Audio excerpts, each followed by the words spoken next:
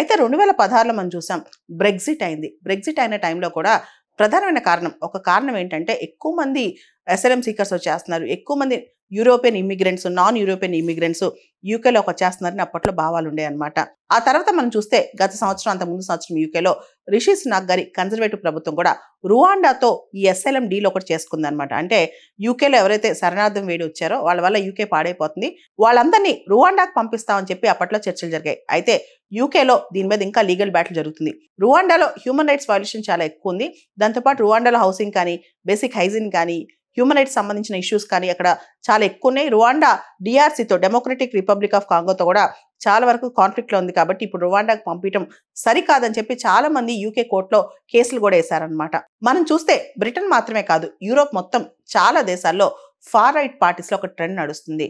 Anti immigrants, anti immigrations, anti asylum. బయట వాళ్ళు మా దగ్గర రావద్దు, మా కల్చర్ పోతుంది, గ్రేట్ రీప్లేస్మెంట్ అవుతుంది, వైట్ సుప్రమసీ తగ్గిపోతుంది, తెల్లవాళ్ళు తెల్ల దేశాల్లోనే తక్కువైపోతున్నారు, చాలా మంది ముస్లిమ్స్ ఇమిగ్రెంట్స్ వచ్చేసి మా దేశాలను ఆక్యుపై చేస్తున్నారు, మా దేశాలకు రాకండి అని. ఇటలీ కావచ్చు, జర్మనీ కావచ్చు, యూకే కావచ్చు, వీళ్ళందరూ కూడా ఇదే బాటలో నడుస్తున్నారు.